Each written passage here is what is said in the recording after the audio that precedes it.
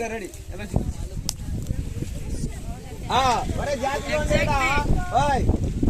ఇప్పుడు మనం ఏ పంట చూస్తున్నాం అంటే మిరప పంట చూస్తున్నాం. ఏంటిది? మిరప. ఇక్కడ చూడండి పచ్చిమిర్చి. ఇక్కడ మనకి గమనిస్తే ఇక్కడ నీరు అనేది జాగ్రత్త చూడండి, పచ్చిమిర్చిలో గమనిస్తే జరుగుతుంది. ఓకేనా? ఇప్పుడు తర్వాత ఇంకా ఇక్కడ బెండ ఉన్నదా, అక్కడ ఉంటుంది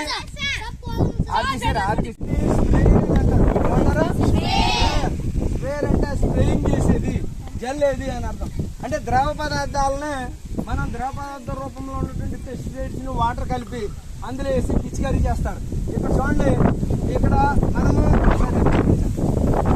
చూడండి అక్కడ మందులు కొనేటప్పుడు కూడా జాగ్రత్తగా కొద్ది పైకి చూపించారు. ఐఎస్ఏ ముద్ర ఉండాలి, ఇలా చూపించారు. చూసారా? గవర్నమెంట్ సంబంధించినటువంటి ఐఎస్ఏ ముద్ర ఇక్కడ ఉన్న చూడండి. మంచి మందులు కొనేటప్పుడు లేదా విత్తనాలు కొనేటప్పుడు ప్రభుత్వం సంబంధించినటువంటి మందులు మాత్రం వాడాలి. అవి అయితే పర్ఫెక్ట్ గా పనిచేస్తాయి. అర్థమైందా? మందు వాడేటప్పుడు ఈ స్ప్రేలు వేసిన తర్వాత ఇందులో ఏమైనా ఉన్న హెరసత్రం కడిగేసి భూములకు కప్పెట్టడము లేకపోతే దూరంగా పడేయడం చేయాలి తప్ప మన ఇంటి దగ్గర ప్రాంతాల్లో మాత్రం ఇటువంటి వాటిని కొంచెం చాలా ప్రమాదకరం. అర్థమైందా? ఈ మందులు రకరకాలుగా ఉంటాయి. పెస్టిసైడ్స్ అని అంటాం, కీటకాలను చంపే మందులు ఇన్సెక్టిసైడ్స్ అని అంటాం. అలాగే బ్యాక్టీరియా చంపే మందులు బ్యాక్టీరియాసైడ్లు అని అంటాం. అలాగే శిలీంధ్రాలు అంటే ఫంగస్ అవి కూడా పడితే ఆకుల మీద ఆ ఫంగస్ ను తొలగించడానికి మనం ఫంగిసైడ్స్ అనే మందుల్ని జల్లుతాం. ఓకేనా? Thank you sir. నెమ్మదిగా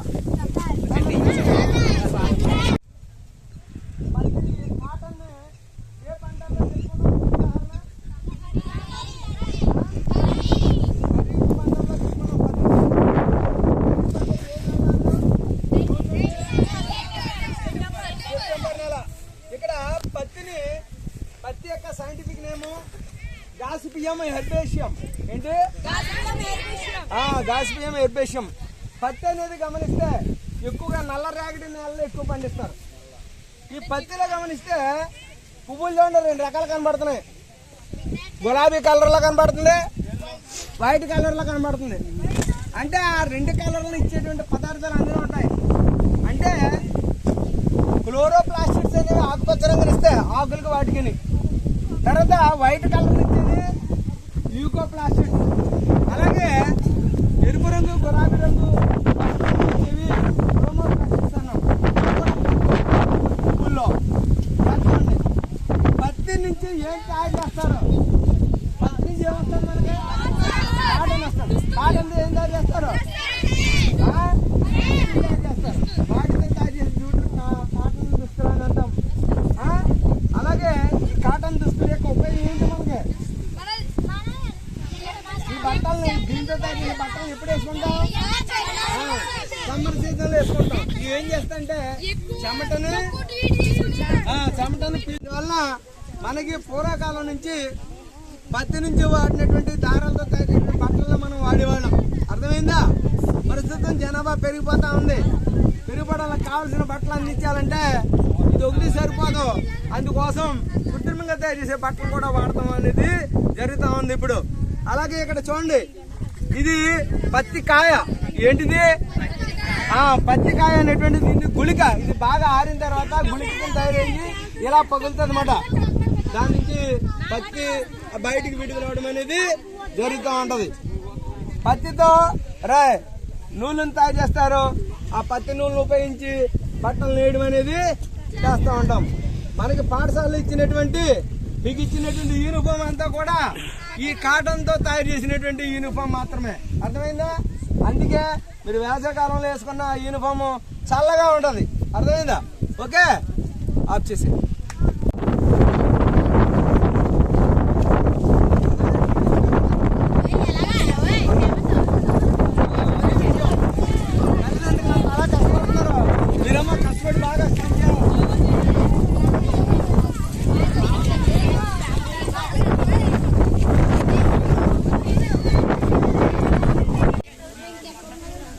బెండ అనేది గమనిస్తే